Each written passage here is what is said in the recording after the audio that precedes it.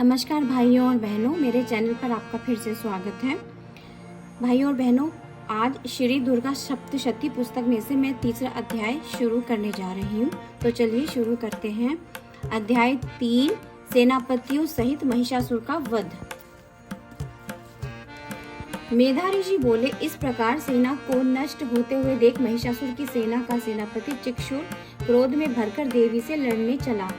उसने देवी के ऊपर बाणों की इस तरह से वर्षा की जैसे मेरु शिखर पर मेघ जल की वर्षा करता है। देवी ने खेल ही खेल में उसके बाणों को काटकर अपने बाणों से घोड़ों और सारथियों को मार दिया। तुरंत ही उसके धनुष और ऊंची लहराती हुई ध्वजा को काट डाला। उसके शरीर को शीघ्रगामी बाणों से छेद डाला। टूटे हुए धनुष, मरे हुए घोड़े, सारथी वाला तथा रथ से हीन वह असुर खड़ग व ढाल लेकर देवी की ओर दौड़ा। अपनी पैनी खड़ग का पहला वार सिंह के सिर पर करके दूसरा अत्यंत वेग से देवी की बाईं भुजा पर किया। हे राजन, भुजा से लगकर असुर की खड़ग टूट गई। तब क्रोध से आंखें लाल कर असुर ने शूल उठाया और उस असुर ने शूल को भद्रकाली के ऊपर चला दिया। आकाश से आते हुए सूर्य के समान तेज से प्रकाशमान शूल को देखकर देवी ने अपना शूल छोड़ा, जिसने असुर शूल के सैकड़ों टुकड़े कर असुर को मार दिया। महिषासुर के महाबली सेनापति चिक्षुर के मरने पर हाथी पर सवार होकर चामर नामक असुर सम्मुख आया।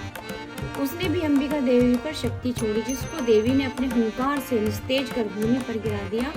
शक्ति को टूटकर भूमि पर गिरी देख असुर ने क्रोध में भरकर शूल चलाया, जिसको देवी ने बाणों से काट डाला। इसके पश्चात सिंह उछलकर हाथी के मस्तक पर बैठ असुर से युद्ध करने लगा। युद्ध करते करते दोनों हाथी के ऊपर गिर पड़े। अत्यंत क्रोध में भरकर एक दूसरे पर कठिन प्रहार करने लगे। तत्पश्चात सिंह ने कूदकर अपने पंजों के प्रहार से चामर का सिर धड़ से अलग कर दिया।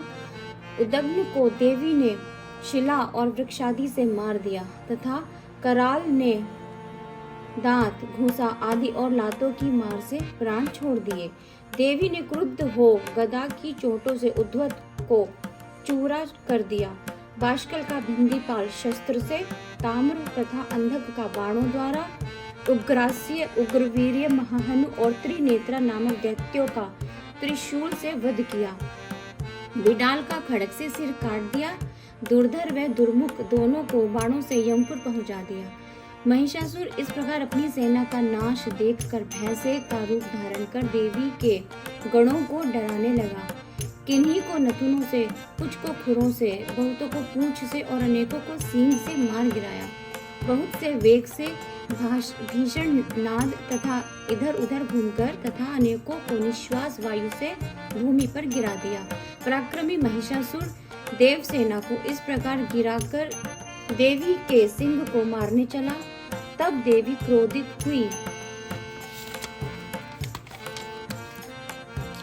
महाबली असुर भी क्रोध में भरकर खुरों से भूमि खोदने लगा। सींगों से ऊंचे ऊंचे पर्वतों को फेंककर गरजने लगा। असुर के वेग पूर्वक घूमने से पृथ्वी फटने लगी। पूंछ से क्षुब्ध समुद्र का जल सब ओर फैलने लगा। बादल सींगों के हिलने से टुकड़े टुकड़े हो गए और सांस की हवा से सैकड़ों पहाड़ गिर गए। इस तरह क्रोध से झपटते हुए महिषासुर को देखकर देवी ने उसे मारने के लिए क्रोध किया और अपना पाश फेंककर महिषासुर को बांध लिया। तब महायुद्ध में फंसे हुए असुर ने अपने भैंसे का रूप छोड़ दिया। फिर वह सिंह हो गया। जो ही देवी उसका सिर काटने लगी, त्यों ही तलवार हाथ में लिए वह पुरुष हो गया। देवी ने उसे शीघ्र ही बाणों से बींध दिया। तब वह हाथी बन गया तथा गरजकर सूंड से सिंह को खींचने लगा। देवी ने उसकी सूंड काट डाली। वह फिर भैंसा हो गया और पहले की भांति तीनों लोगों के प्राणियों को भयभीत करने लगा। तब माता चंडिका ने क्रुद्ध होकर बार बार उत्तम मदिरा पी और लाल लाल आंखें करके हंसने लगी। वह असुर देवी पर बल पराक्रम के मद में उन्मत्त हो पर्वत फेंकने लगा, किंतु देवी ने अपने बाणों से वे चूर चूर कर दिए। मदिरा पान के मद से लाल मुख वाली देवी ने अस्त व्यस्त शब्दों में कहा, हे मूर्ख, थोड़ी देर और गर्ज, जब तक मैं मदिरा पीती हूँ। यहाँ मेरे द्वारा तेरे मारे जाने पर शीघ्र ही देवता गरजेंगे। मेधा ऋषि बोले। यह कहकर देवी उछलकर असुर पर चढ़ गई और पैर से दबाकर उसके कंठ पर शूल से प्रहार किया। देवी के पांव से दबे असुर ने अपने मुख से बाहर निकलने का प्रयत्न किया। आधा निकलते ही उसने अपने पराक्रम से देवी ने उसे रोक लिया। उसी अवस्था में युद्ध करते हुए असुर को देवी ने बहुत बड़ी तलवार से सिर काटकर गिरा दिया। तब हाहाकार करते हुए संपूर्ण उस दैत्य सेना को महादेवी ने पल भर में नष्ट कर दिया। सभी देवता प्रसन्न हुए। देवता ऋषियों के साथ देवी की स्तुति करने लगे, गंधर्व गान करने लगे तथा अप्सराएं नृत्य करने लगे। भाइयों और बहनों, ये पाठ करते हुए तो मेरे रोंगटे खड़े हो गए कि किस तरह देवी ने उस राक्षस को लाल लाल आंखों के साथ और उस क्रोध में किस तरह उसका विनाश किया। आई एम श्योर आपको भी ये पाठ बहुत अच्छा लगा होगा। तो इस तरह महिषासुर वध नामक तीसरा अध्याय पूरा हुआ। भाई और बहनों, कल की वीडियो में मैं अगला अध्याय लेकर आऊंगी। हमारी वीडियो अवश्य देखें। वीडियो देखने के लिए धन्यवाद। हमारे चैनल को सब्सक्राइब किए बिना बिल्कुल भी न जाएं। हमें आपके सपोर्ट की बहुत ज़रूरत है। Thank you so much.